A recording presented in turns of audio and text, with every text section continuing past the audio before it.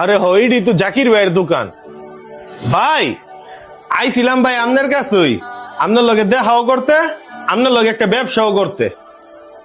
কি কোন ভাই, আমার তো সামান্য মানুষের লগে দেখা করতে এসেছেন, আর কি ব্যবসা করবেন ভাই? ভাই আমার তো শার্ট আর পাঞ্জাবি লাগতো। শার্ট আর পাঞ্জাবি লাগবো ভাই? কয়টা লাগবো?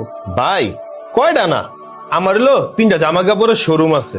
তা আমি তো বিভিন্ন জায়গার থেকে জামা কাপড় বানাই আমার শোরুমে বেশি হই, কিন্তু আমি আজকে থেকে নিয়ত করছি আমি আমার এই 3টা শোরুমে যত শার্ট আর পাঞ্জাবি বেচমু সব আমি আপনার কারখানাতে বানাই লয়ে যাবো।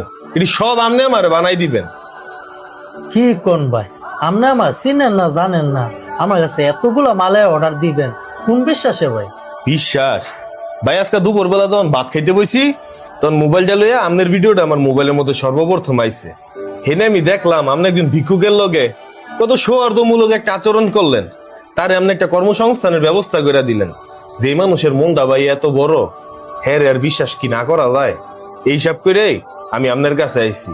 আজকার থেকে আমার 3টা শোরুমে যত মাল লাগবো সব আপনি দিবেন। লন স্লিপ কাটেন, আরে মালে অর্ডার দিয়ে দিতেছি, যান। উস্তাদ এত বড় অর্ডার, হের কাম করতে করতে তো আঙ্গ বছর পার হয়ে যাবো গা।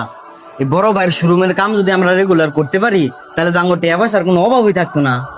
আল্লাহ দেখছো, দাম করলে ধন কমে না, বরং আল্লাহরও ধন সম্পদ বাড়ায় দেয়। তখন তো এক কর্মচারী লইছে দেখে তুমি আমার কইছো তোমার বেতন দিতে হয় না, এর বেতন কেমনে দিব? এখন তো আল্লাহ দিলে আর আমার 2-3টা কর্মচারী বাড়ায় নিতে হইব।